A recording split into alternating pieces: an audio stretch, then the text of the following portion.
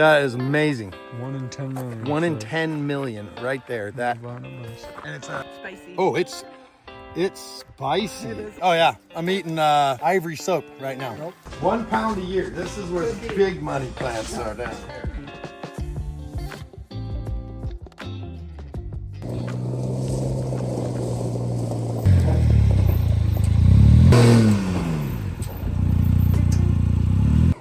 Yeah. All right. So we got a special one today. We're gonna be heading up to it's a American Bison ranch and native seed farm out of Kabul. Oh, I can't even talk. Up out of Kabul, Missouri. I can't even talk. Woo! It's one of those mornings. Anyway, we're gonna be heading up to Kabul, Missouri. Wait, there we go. I think I said it. Anyway, native seed farm and bison ranch. So we're gonna take the family and go check this out.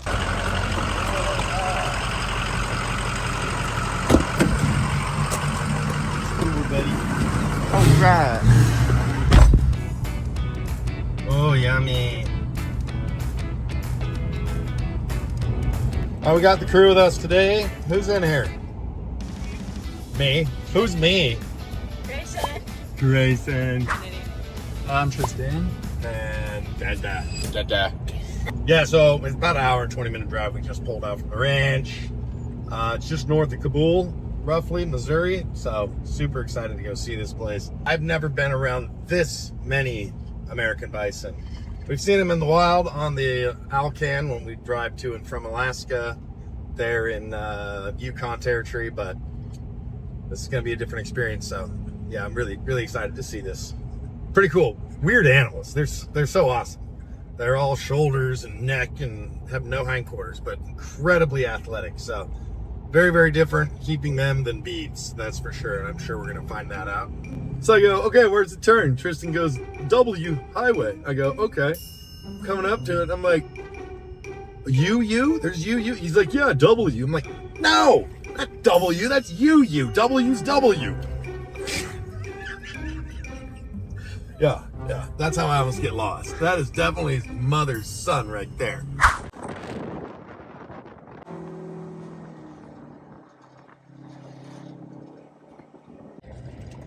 Oh, that's beautiful down in here. We're getting close. We're almost there.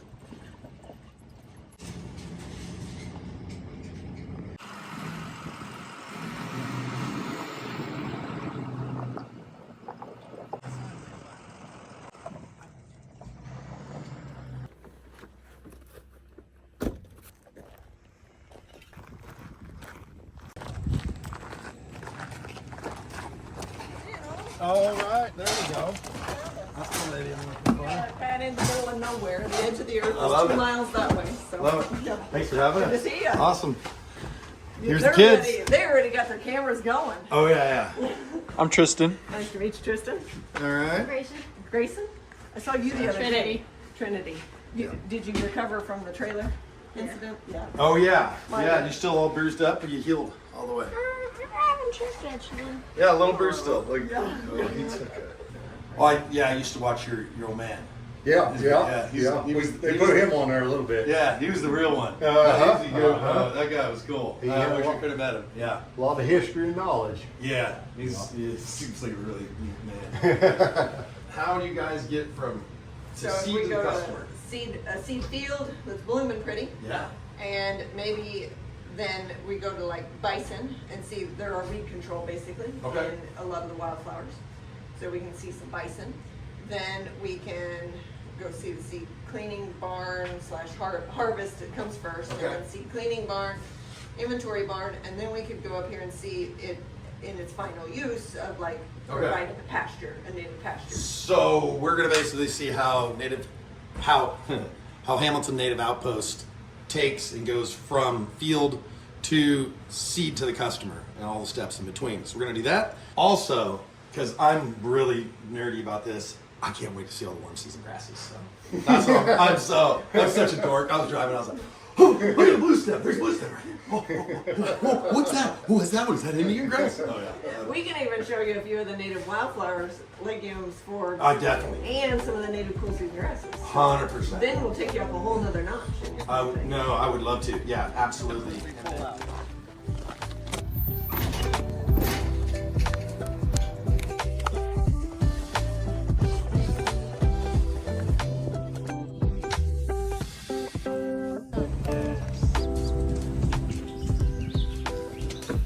This is your chance to pitch. You're gonna pitch yourself. I'm Colt Hamilton here. Work for Hamilton Native Outpost, and I do a lot of the seed production stuff on the farm. And we kind of try to do about anything we can to make money off our land resource we have. How many buffalo or bison? How many bison do you run? About 160 head. About 160 head of bison. Yep. Okay. Yep. And that's units or just total? Cows, calves, bulls? That'd be cows, calves. We do a lot of our own off the farm butchering. All right. And who are you? I'm Elizabeth with Hamilton Native Outpost, and Colt and I's parents started this business probably 40 years ago.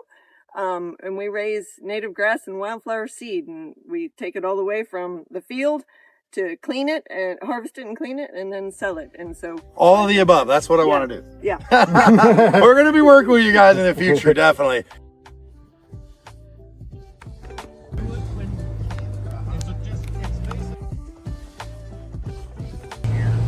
That is beautiful. I need. So this is the little native legume, Samson snake root. This is Samson snake root. Is that what you Snake said? root, yeah. Awesome. And the legumes often have leaves in sets of 3, like a clover or a Yeah. soybean. And so you've got leaves in sets of 3. Some nipped it. Shaped flower. Yes, it did. Is it a palatable legume? Yeah, particularly cattle. They'll like to graze it. Bison will eat it somewhat, and deer will browse on it. Okay. I believe it's called Samson snake root because they got like a scale pattern on the seed. Oh, that's cool. It's kind of neat. That's pretty. A little ridges, forky bark. This is the tick seed. Okay. Yeah. And we don't strive so much for, we want pure clean seed to sell to people, but we can clean that seed out of that seed. So different, yeah. Diversity is, our soils will not, now if you're in Iowa running a seed company, monocultures may work very well because you've got soil to mess with. You actually have soil? Yeah.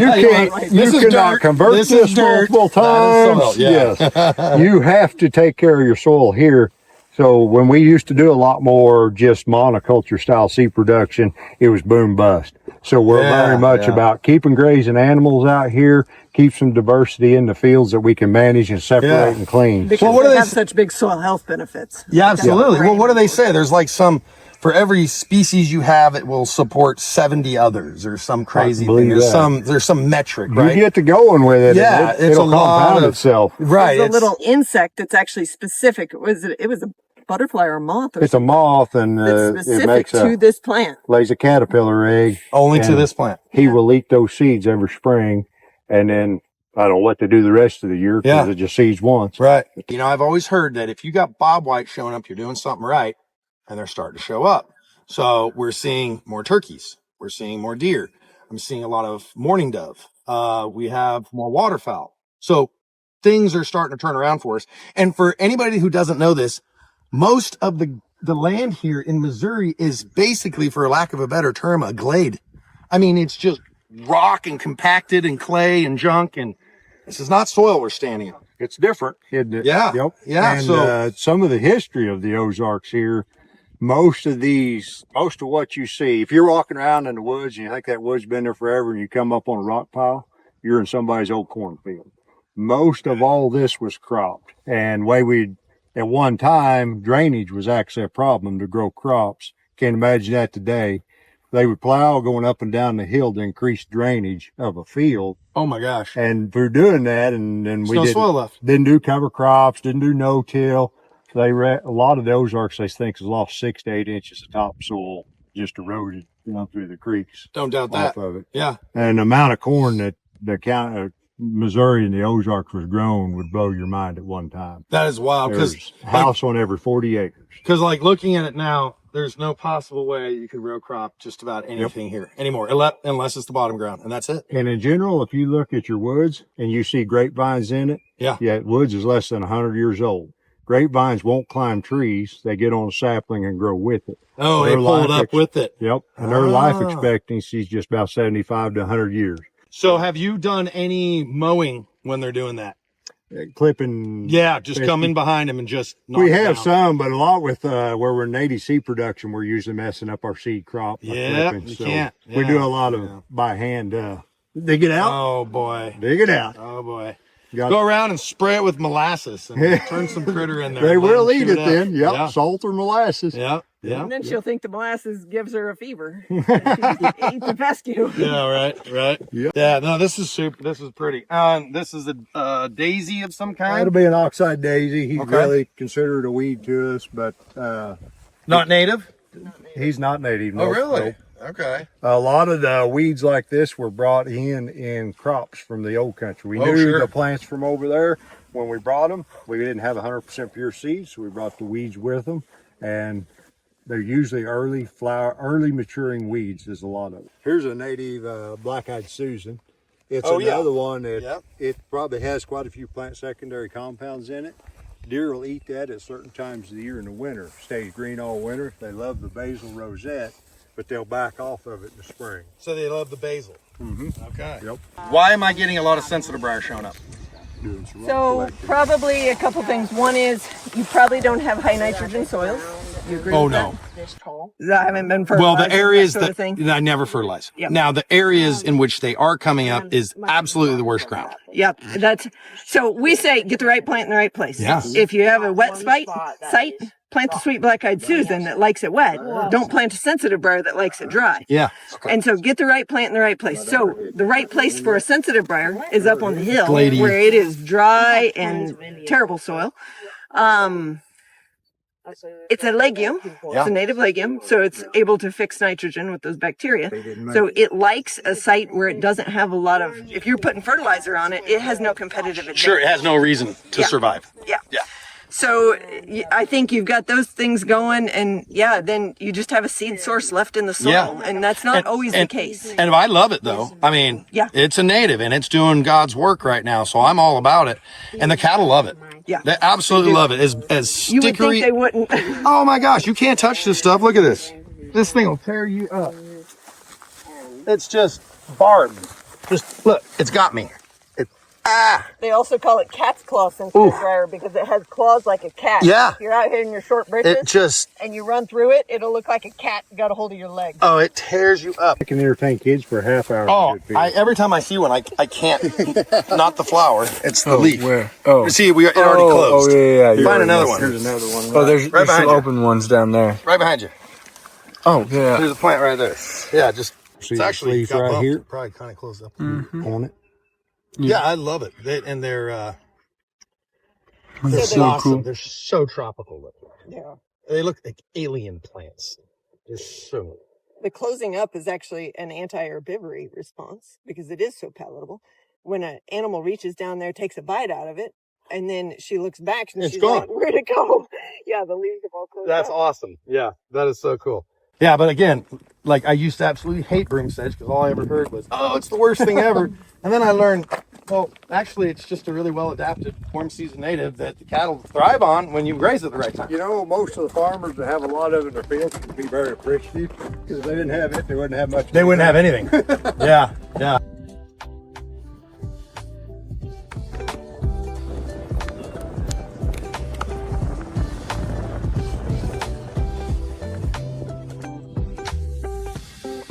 Hold on a second. Let me get this thing turned off.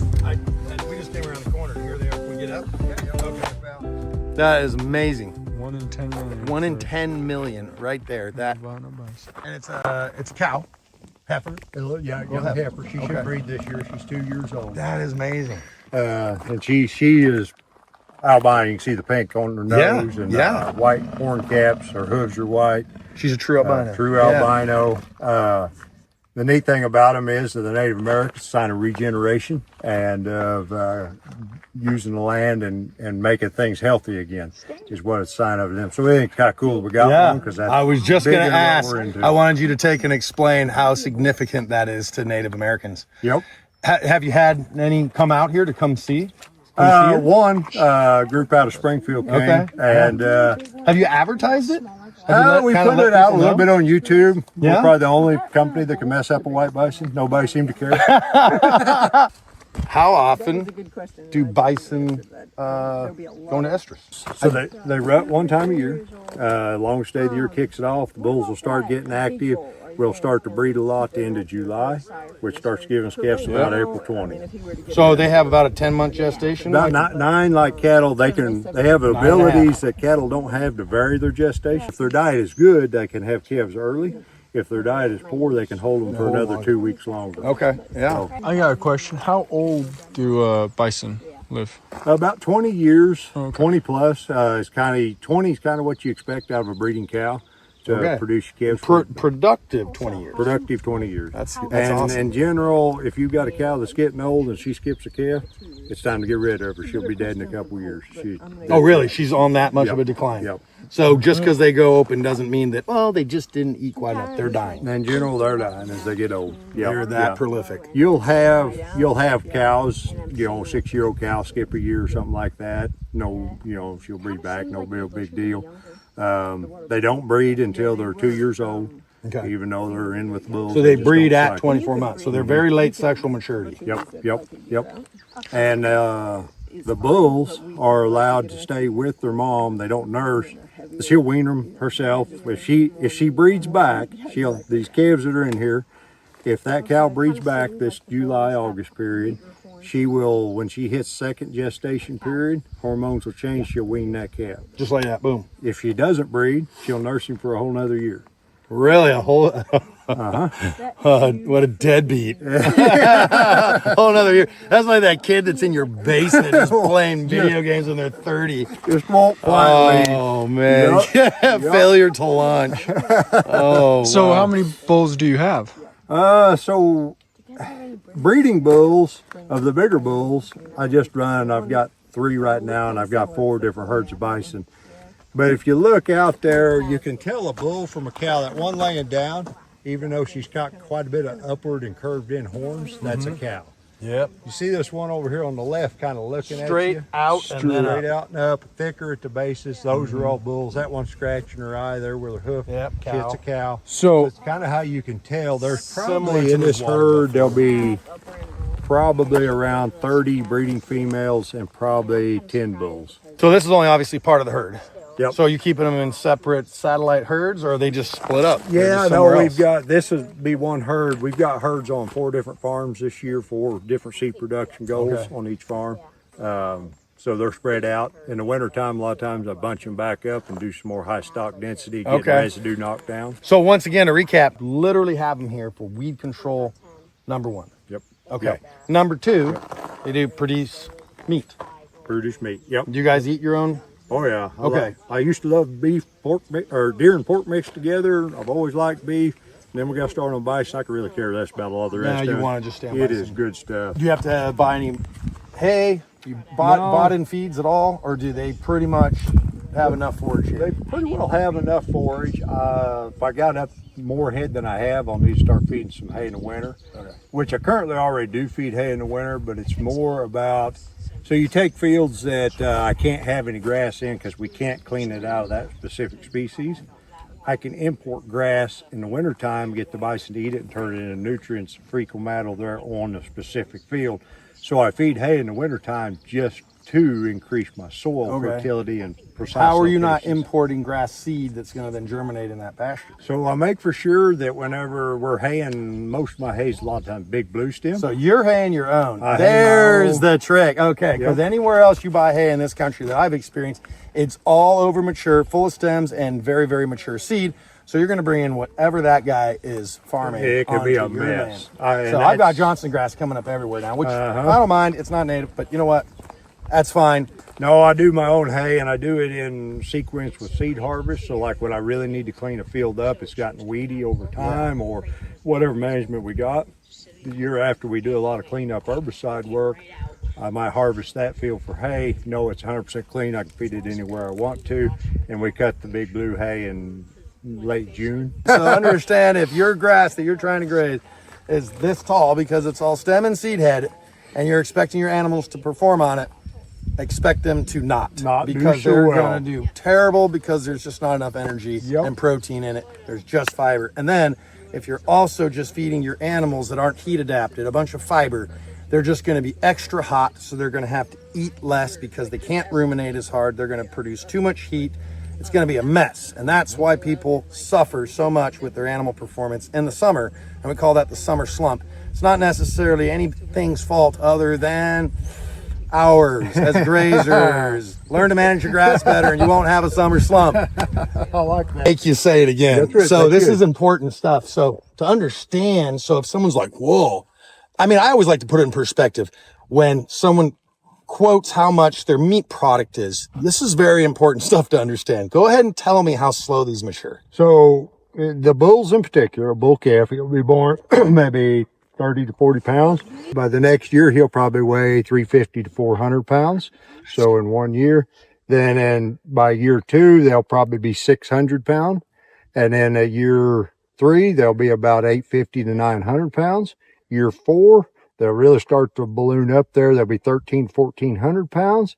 And then after that, it's a slow maturity from about 4 years old to by the time they hit 6 to 7, they'll top out. If they're genetically capable, there's a lot of different genetics in bison, as in per animal. If they're genetically capable, they might reach 2,500 pounds in 6 years. So the males just slow mature. So draft horses, if you're not aware, large frame, cold blood drafts, 7-8 years to fully mature. So they're really, really slow to mature. So understand that just showing that, not that you're necessarily every burger that you eat from bison is an old bull that's 8 years old, but understand how slow they grow.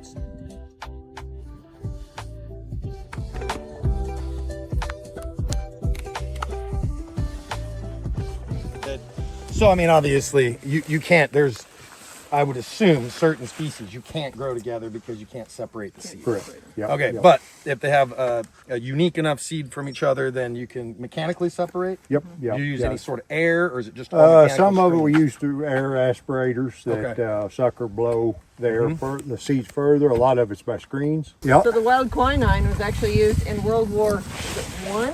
They ran out of the tropical supply of the supply of the tropical quinine plant that they use for malaria treatment. Yeah. So they went to using wild quinine as the malaria treatment. Really? Yep. Can I fill my pockets with it? My Right. wife Yeah, wants some. Yeah. And if you get leg cramps, I every night. dig the roots of that Really? and just chew on it a little bit. Or my dad, he got real bad leg cramps, and Yeah. he would take and have over some roots in the bottom of his coffee cup and Yeah. just pour hot coffee over them. They don't really taste that bad. Okay, But so they what's will in it? help I with don't is know. know. Really high magnesium or He something? found that out from a little lady we was out of town harvesting seed, pulled Yeah. in a little drugstore. He's like, I need something for leg cramps. And she said, yeah, we got this. But she said, well, we're out of they used to get the old wild quinine pills. Old quinine pills for leg cramps. He's That's like, well, fine. quinine? I don't know what quinine is. So he just started digging it and using it. And I get leg cramps quite frequently. It That's works. awesome. It Yeah, works. no. Yeah. That is great. So I can't believe that my wife isn't here. She had something else to do. I'm like, all right, because she actually would be totally nerding out right now because she's like totally into herbology. She loves it. She's like, oh, that plant, you can rub it on that part. And, this one. And so I'll have to bring her back. one of these Yeah, days. yeah. We welcome. Because, yeah, why didn't you come? But I can't believe she's not here, really. I think we need to market this white bison right here to their Antichrist. It's worse than box. I think we have a plan.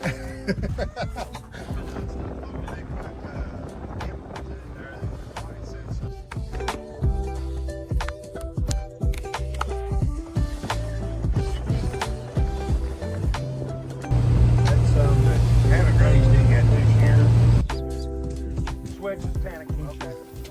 Slender Lespedeza, Lespedeza, Sericea Lespedeza. introduced, an Yep. invasive, native, and good. And they will eat the Sericea, mine down to about maybe right there. And that's about all you're going to get. And they will do some of this. They'll do a little of that. I'll find that. But that's about all you're going to get. And that's why I mow. I do a lot of mowing. And then my grasses will end up out competing it. And it's helped a bunch. But Slender, I think I've seen this, but. So if you ever get one in your hand and you're like, gosh, which one is it? You can take a set of the leaves and kind of get them backlit. Okay. And so, like, you just hold it up where you can see, like, the veins in it. Uh-huh. And this will have a mid vein going down through there. And then these veins kind of come around and net at the end, at the edge. You can see they kind of connect. And you may have to hold it up to the Oh, light. yeah. No, I have good eyes. I can see that. Yeah, they're looping. They're like looping around the scallops. edge. Exactly. Oh yeah, here you go. Look through the. You can see through it. Can you see that? Zoom in on it. That's pretty cool. Now this And the Ceresia has probably just got side branching, right? it just acts like a feather. Yep. Middle. And It's then just got feathering straight out to veins. the edge. You can look through it too. Can you zoom in there? Hold on, you're getting bit. You see that? Yeah. All right, so Ceresia, like a feather, slender, has kind of looping scallops. Yeah, really, really cool. What is that? So that is a Deptford pink. It is actually not a native plant. It's not super invasive. But it's really beautiful. Look at that. It named is for the just... port of Deptford, England. Here we go. Oh, yeah. This is a fringed poppy mallow. So Okay, say that again. fringed poppy mallow. Poppy mallow. Okay, and then look at the little bee that's in there. Yeah. He flew to the other Yep. side. Make a little cup. They're also called wine cups. Oh, okay. And there's different kinds of Let me poppy hold it. mallows. There's the ones like this that's upright, and these can even get up like chest high or so. And then there's ones that trail along the ground. And Colt went to find one. Those are gorgeous. Yeah, And them little bees that are in there, those things bite. Oh, little sweat bees. when you get them, they like to get right here or right if you're wearing shorts. Is that what right got you there. earlier? 4 times now. I've been bitten in the arms. How many different species of seeds are you guys roughly, give or take, cultivating and selling here on your land? Because I know you guys work with other seed producers, correct? We work with other seed producers, but we also work on like remnant prairies in southwest Missouri. Okay. That's where a lot of them are.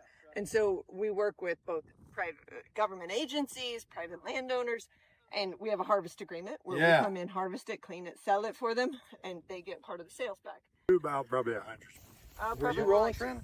Well, that Correction. probably 100. 200 that you sell. You'd Probably say do 100 100 here. 100 here and about 200 roughly, give or take, that we that you pick up from sell the it. prairie. And Okay. sometimes work with another grower. And yeah. So basically, if someone needs native North American seeds, you guys got it. Especially to the tallgrass prairie and east. Now, why do they call it a lead plant? Can you help me out? That's kind of a lead Color? to it. Particularly the bottom of the leaf. Oh, okay. Yeah, kind of that gray. Is there any native chicories? Chicories, that Asiatic, where are they from? I don't know where they're from. Okay. I love it. It's pretty. Now, what is this over here? This pretty blue flower. This flower is a Carolina larkspur. Carolina larkspur. Beautiful little plant. Oh, really? So Earl Grey tea, bergamot, is bergamot in Earl Grey? So Earl Grey tea has bergamot in it, but bergamot proper is a citrus. But this is wild bergamot. Oh my And so gosh. it's like bergamot, right? That's why they named it that. Yeah. And you can actually eat the leaves or the flowers of it. It's it is reminiscent of Earl Grey tea. Minty, Totally. spicy. Oh, it's spicy. It is a little spicy. Oh, It's like a breath mint. here you go, buddy. Tell me what you think. Chew that thing up and roll it around. Wow, that's potent. Get it, chew it, you baby. He's like, yeah, okay, more. Here, open your mouth. Eat them. So is this enough? I'd say. Yeah, you need to get a little lower and a little earlier helps.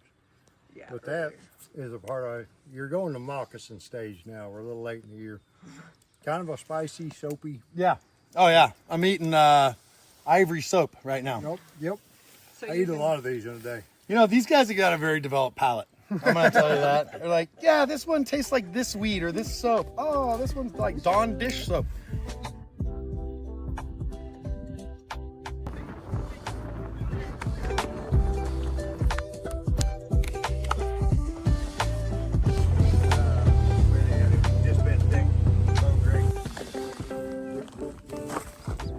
Kind of interesting. This plant has a secondary compound in it. So compounds could be like minty tasting, could be like spicy hot peppers. This one has a compound in it that will slow your heart rate down.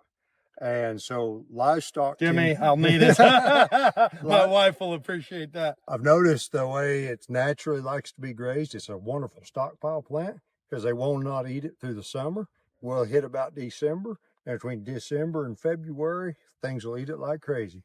And then when that window's open over in about March and April, they'll just back off, quit eating entirely. What is the opportune time to hit your warm season grasses in this field to suppress them? And what's the opportune time to hit your cool seasons to suppress them? Well, so the cool season is a little more tricky because when you're dealing with the native cool seasons, you have a lot of different growth cycles. So one example would be early wild rye greens up in about October. And then when I say greens up, it's been dormant all summer. In October, it breaks dormancy, grows all winter long, makes seed by June. So it's really done growing by May. And then it goes back into a dormant state. So in February, it's in what state? In February, it's bright green, about that tall. And it's just, hey, I'm fine, even though it's 12 degrees. Yep. And where it loves Amazing. to grow is either out in a warm season grass field or under trees. It grows when the leaves are not on the trees, and it grows when the big blue stem's not taking in the sunshine. So how does the guy utilize that in his grazing management? How do you incorporate that in your field so you have that early good green before it goes to seed? The best answer I have for you is to mix a lot of diversity together and figure on grazing 365 days a year. Just and do I what you don't can mean do. in one spot continual Yeah, grazing. I mean rotation. But basically, don't worry so much about which forage is where and when to hit each one. We're growing plants 365 days of the year. In the wintertime, our quality is down. We have a little bit of cool season grass in there to help kind of as a supplementation. But you've got a lot of old growth aftermath that's just kind of good enough. You know, it's not quite You're good borderline, you're 8% Right. protein, and if you just threw a bite of a legume or a Then whatever, then you're adequate. And if she comes along, what she's going to do is wrap her tongue around this, right? Yeah. And so the first bite, she's going to take off, basically a third of the plant. You leave her longer, she's going to take the next she's going third. to take the next third. Good warm season grass there. Right. Okay, so You better get out of there. now you better get out You of there. better get out of Exactly. there with that warm season. If you just took off that first bite that we had, like you can come back a lot quicker. Couple if you weeks take it might off be this grown, one as right? well. One bite. Yeah. And if you take off the second one, maybe you're up 45 days or something like that. You take this one off, like you better give her the rest of the season to rest. You need to Big time. give it more rest. When you set that grazing height, feel how prickly that is now? Yeah. That sets your grazing height for the rest of the year. The animals will not. They're not going to graze beyond that. They will not want Because to. that's You just can gonna make them. but That's they just won't. going to get older, ranker, pokier. Yep, absolutely.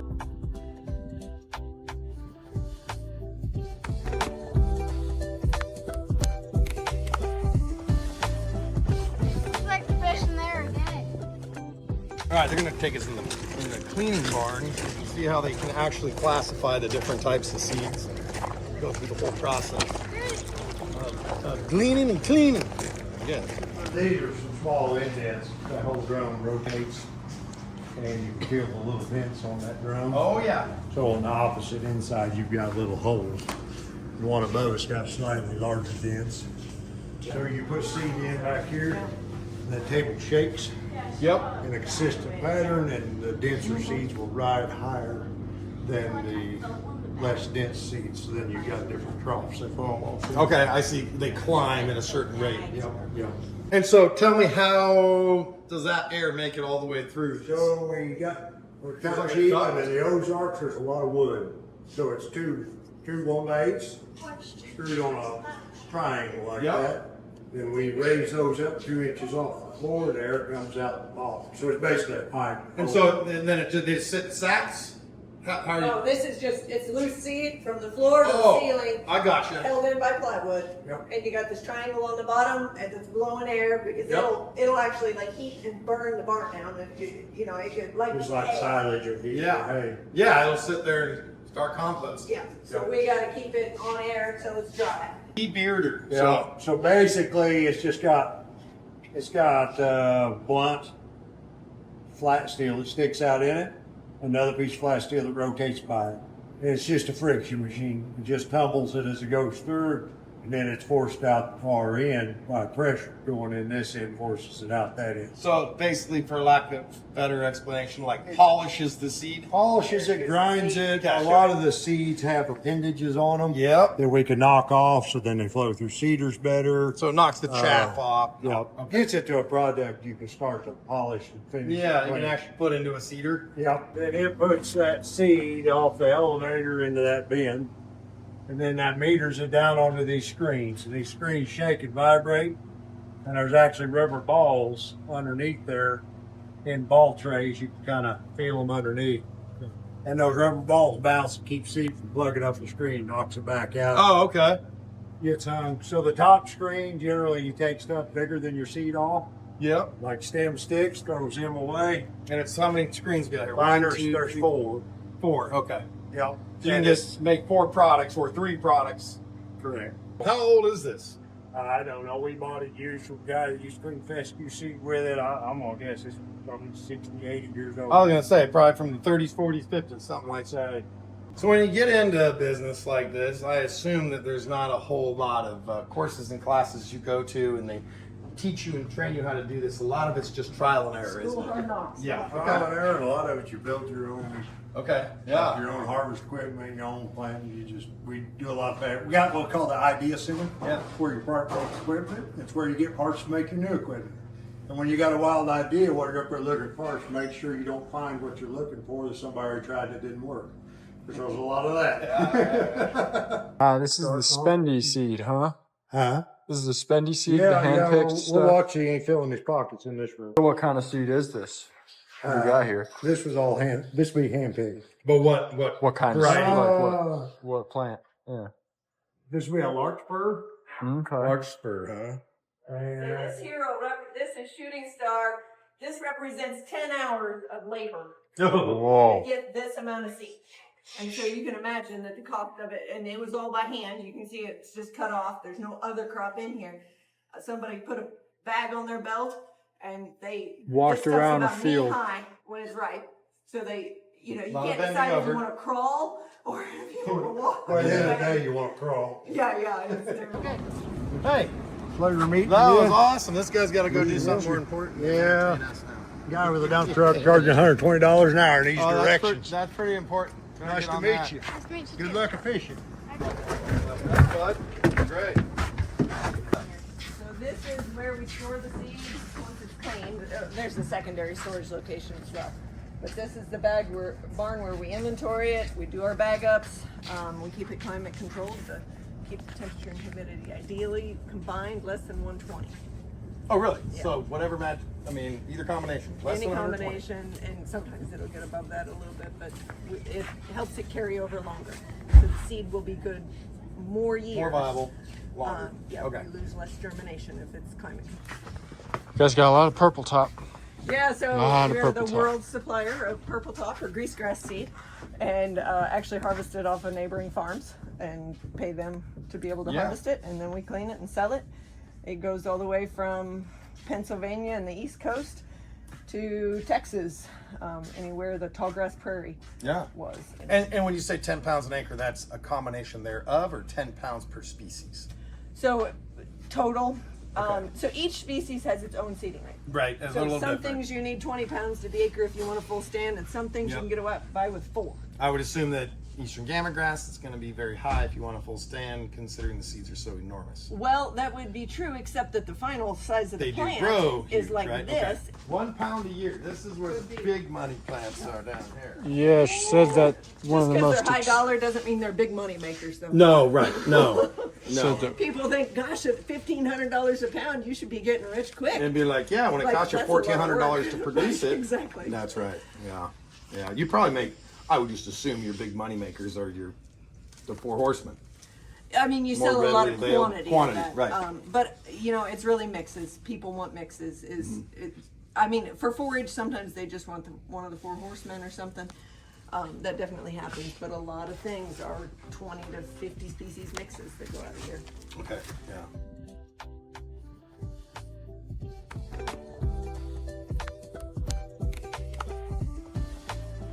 Okay. And this is? This is one of the native sunflowers, so they will get, you can see last year's Yeah, stock, but that's- they can't even get as tall as this container here. But they're a little bit spready, so they will spread by seeds, kind of a little bit aggressively, but they are palatable to livestock, so livestock will eat the end off of it. Okay, yeah, and they're going to eat this, but yeah. So, And they're a true sun. They track the sun. Their heads So- turn or no? I don't know. I sure don't. That's a good question. Yeah, I got her Yeah, again. Woo! I stumped her again. That's cool. I was walking by and go, that's a little bit ganja-like looking.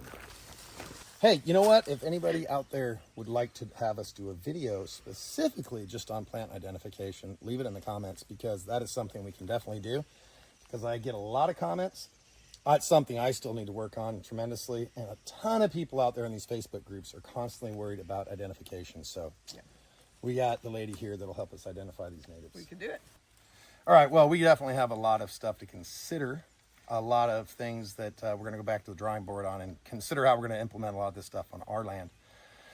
And it's been a wonderful day out here. Well, we've enjoyed it. I really appreciate your time. Yeah, thanks Thank for you visiting. very much. Again, this is Hamilton Native Outpost, just north of Kabul, Missouri. And are you actually a Houston address? Or Kabul? Houston address. We're Okay. closer to Solos, the little town that you came through that no longer even has a post office. All right, It well, used to. we're going to take and put your website Okay. link in the description of this video, maybe even in the pinned comment down below. And so if you have any native plant needs, obviously seed, please reach out to them. They got it. You can see the operation they have here. And I think it's safe to say you guys are really into natives. We are considering kind of plant nuts. not only that, but you have bison here. That's pretty neat. They're hitting on all cylinders in all areas. And we've had a wonderful, beautiful day out here. And we can't wait to come back. Good deal. Thank you again. Yep, thank you. Really great day. We'll see you guys on the next one.